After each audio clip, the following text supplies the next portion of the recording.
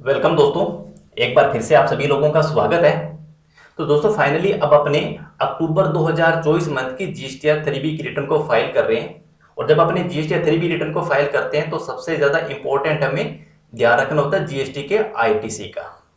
और अभी तक यानी कि सितंबर 2024 तक जो भी अपने जीएसटीआर 3B रिटर्न फाइल करते थे उसके अंदर जितना हमारा जीएसटी का आईटीसी अपने क्लेम करते थे वो या as per books of accounts या फिर जीएसटीआर 2B के अंदर दोनों में से जो कम था वो अपने आईटीसी क्लेम करते थे जीएसटीआर 3B के अंदर। लेकिन अब अक्टूबर 2024 की जब अपने जीएसटीआर 3B रिटर्न को फाइल करेंगे तो उससे पहले हमें जीएसटी पोर्टल पर जाके इनवॉइस मैनेजमेंट सिस्टम यानी कि आईएमएस के अंदर कुछ अब वर्किंग करनी पड़ेगी। यानी कि अब हमें आईएमएस डैशबोर्ड के अंदर जितने भी हमारे इनवॉइसेज आ रहे हैं, क्रेडिट नोट आ रहे हैं, डेबिट नोट आ रहे हैं, उनको अगर अपने एक्सेप्ट, रिजेक्ट या पेंडिंग रख दिया तो उसी के अकॉर्डिंग हमारा जीएसटीआर 2B के अंदर हमारा आईटीसी जाएगा और 2B से ऑटो पॉपुलेटेड आपका जीएसटीआर 3B के अंदर आईटीसी आपका शो होना स्टार्ट हो जाएगा। लेकिन जैसे ही अपने डैशबोर्ड पर जाएंगे तो आपको दो ऑप्शन दिखाई देंगे, इनवर्ड सप्लाई का और आउटवर्ड सप्लाई का। ठीक है, इनवर्ड सप्लाई के अंदर क्या रहने वाला है भी हमारी अक्टूबर मंथ के अंदर जितने भी हमारी परचेजेस रही हैं जीएसटी से रिलेटेड उनका रिकॉर्ड रहेगा, डेबिट नोट, क्रेडिट नोट सब कुछ रहने वाला है। लेकिन अब हमें आप देखोगे यहाँ पर ये नो एक्शन में आ रहा है, यानी कि जितने भी इनवॉइसेज हैं उसके अंदर अभी तक कोई एक्शन लिया नहीं गया, यानी कि कितने हमारे एक्सेप्ट करने हैं, कितने रिजेक्ट करने हैं, कितने पेंडिंग रखने हैं। लेकिन सबसे बड़ा कन्फ्यूजन जो अकाउंटेंट लोग हैं उनके माइंड में यही आ रहा है भी इस आईएमएस डैशबोर्ड की जो वर्किंग है,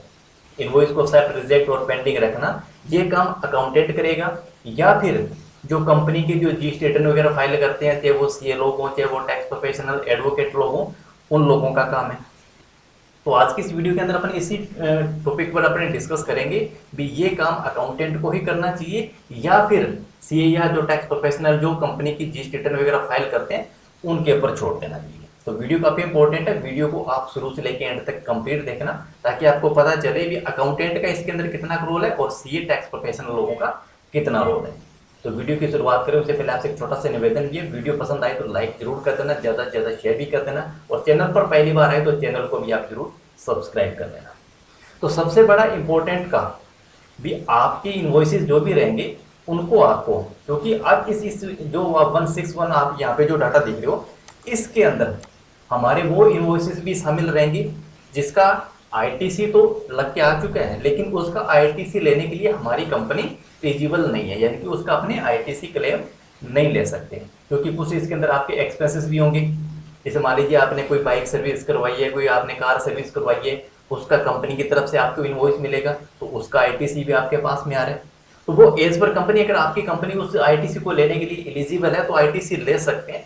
नहीं लेना है तो आपको करना क्या होगा, उनको रिजेक्ट करना पड़ेगा। और जो जो आपकी बिजनेस से रिलेटेड है, मान लीजिए आपका बिजनेस ट्रेडिंग से रिलेटेड है और आपने ट्रेडिंग से रिलेटेड जितना भी आईटीसी आपका है जिसका आपको 100% आईटीसी क्लेम आपको मिलता है उनको आपको एक्सेप्ट भी करना पड़ेगा।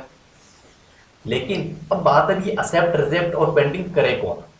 ठीक है, तो अब इंपॉर्टेंट काम यहाँ रहेगा। अब मान लीजिए क्योंकि ये फर्स्ट टाइम स्टार्ट हो रहा है तो नए अकाउंटेंट लोग हैं उनके दिमाग में भी थोड़ा सस्पेंस है, अभी इसकी वर्किंग होगी कैसे, हर एक लोग थोड़ा सा इसके अंदर कंफ्यूजन है। ठीक है, लेकिन अगर मैं एज ए अकाउंटेंट होने के नाते अगर आपको मैं बताऊं तो अब ये जो फाइनली काम है ये काम एज ए अकाउंटेंट का ही रहने वाला है। हाँ, शुरुआत का काम है आप सीए से, टैक्स एडवोकेट प्रोफेशनल से जो भी जीएसटी रिटर्न फाइल करते हैं उन लोगों से आप 1 मंथ में 2 मंथ में आप इनसे डिस्कस करके किस तरीके से एक्सेप्ट करना चाहिए, किस तरीके से रिजेक्ट करना चाहिए, अगर कोई गलती से रिजेक्ट हो गया तो क्या हो सकता है, एक्सेप्ट हो गया तो क्या हो सकता है, तो शुरुआत के अंदर उनसे डिस्कस करके अपने ये वर्किंग उनके साथ बैठ के कर सकते हैं। लेकिन ये काम इन फ्यूचर हर मंथ रहने वाला है। तो क्योंकि अब सीए या लोग हैं चाहे वो टैक्स प्रोफेशनल, एडवोकेट है, उन लोगों को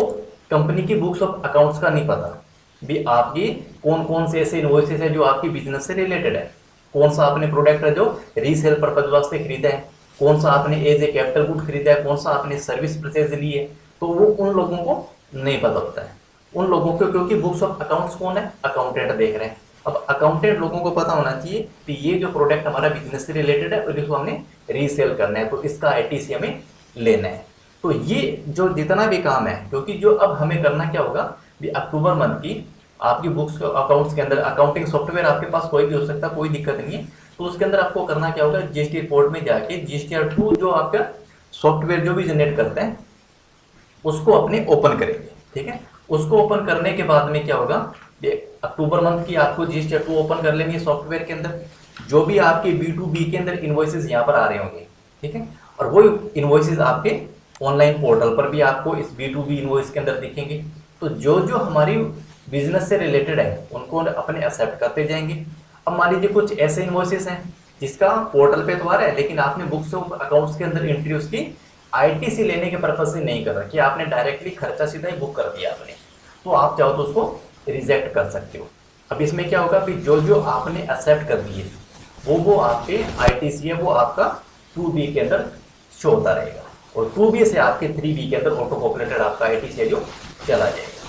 ठीक है। लेकिन अब आपने कुछ इन्वॉइसेस है जो आपको पेंडिंग भी कर दिए, ठीक है। अब मान लीजिए आपने बिल्कुल भी एक्शन नहीं लिया, आपने कुछ एक्सेप्ट भी नहीं किया, रिजेक्ट भी नहीं किया, पेंडिंग नहीं किया, तो उसके अंदर क्या होगा भी आपके इस 161 के जितना भी आपका ITC है वो ऑटो पॉपुलेट आपका 2B के अंदर चला जाएगा, और ये ऑटोमेटिकली आपका 3B के अंदर चला जाएगा। तो अकाउंटेंट को इतनी ज्यादा हेडेक लेने की भी जरूरत नहीं है भी, ये वर्किंग आपको करनी है हर मंथ के अंदर। लेकिन अगर अपने वर्किंग करते रहेंगे, एज ए अकाउंटेंट होने के नाते आपको बता रहा हूं, अगर अपनी इसकी वर्किंग करते रहेंगे तो इससे क्या होगा भी, जो हमारा बुक्स ऑफ अकाउंट्स के अंदर जितना हमारा GST का ITC शो हो रहा है उतना हमारा पोर्टल पर भी ITC शो होता रहेगा। तो इससे हमारी क्या, बुक्स ऑफ अकाउंट्स पोर्टल के ऊपर जितना हमारा क्रेडिट लेजर के अंदर ITC शो होता है उसके साथ मिलान होना थोड़ा सा आसान हो जाएगा। अदरवाइज क्या होगा भी, अगर आपने कुछ भी एक्शन नहीं लिया तो इसके अंदर इस इनवॉइस 161 के अंदर वो इनवॉइस भी है जिसका ITC आप ले भी नहीं सकते लेकिन पोर्टल पर आ रहा है, ठीक है, लेकिन आपने बुक्स में उसकी एंट्री करी नहीं है। तो अब आपके क्रेडिट लेजर का जो ITC है वो एक्सेस बोलेगा, और आपकी बुक्स ऑफ अकाउंट्स के अंदर जितना हमारा GST का ITC है वो कम बोलेगा। तो अब इसको रिकंसाइल करना हर मंथ के लिए बड़ा थोड़ा सा मुश्किल का काम है। तो ये IMS डैशबोर्ड वैसे एक बहुत अच्छा काम हो सकता है अगर ये सही तरीके से प्रॉपर वर्किंग करे तो, क्योंकि इसके अंदर हमारे वो ऐसे इनवॉइसेस जो हम रिजेक्ट भी कर देंगे जिसका ITC हमें 2B के अंदर जाएगा ही नहीं, 3B के अंदर कितना जाएगा, वो इनवॉइस जाएंगे जो हमने बुक्सों में हमने बुक कर रखे हैं B2B के इनवॉइस के अंदर जिसका ITC हमें क्लेम करना है। तो इसलिए जो लोग कंफ्यूजन हो रहे हैं भी अकाउंटेंट को ये काम करना है, तो ये फाइनली काम अकाउंटेंट का ही है। CA प्रोफेशन लोगों से आप शुरुआत के अंदर 1 मंथ में, 2 मंथ में, 3 मंथ के अंदर आप उनके डिस्कस करके उनके साथ बैठ के आप उन चीज़ों को अपने सीख सकते हैं किस तरीके से करना है। लेकिन इन फ्यूचर जब भी हमारी GST3 भी अपने CA लोगों को या टैक्स प्रोफेशनल एडवोकेट लोगों को जब अपने सेंड करेंगे बुक्स ऑफ अकाउंट जो भी हमारी प्रीपेयर होती है 3B की, उसके अंदर IMS डैशबोर्ड की वर्किंग अकाउंटेंट को ही फाइनली करके भेजनी पड़ेगी इन फ्यूचर की बात अगर अपने करें तो IMS डैशबोर्ड के अंदर आपको टोटल ये आपकी रजिस्टर्ड इनवॉइस यानी कि B2B इनवॉइस और टोटल आपके क्रेडिट नोट या कोई डेबिट नोट है तो वो भी होगा। और इसके साथ साथ ये जो आउटवर्ड सप्लाई है, अब आउटवर्ड सप्लाई के अंदर क्या होगा भी, जितने हमने इनवर्ड सप्लाई के अंदर जो भी एक्शन लिए है वो एक्शन जो हमारा सप्लायर रहेगा यानी कि जिनसे हमने गुड्स परचेज किया था, मान लीजिए आपने कोई इनवॉइस रिजेक्ट कर दिया और वो उसकी जो रिपोर्टिंग है वो पर्टिकुलर आपके उस सप्लायर के पास भी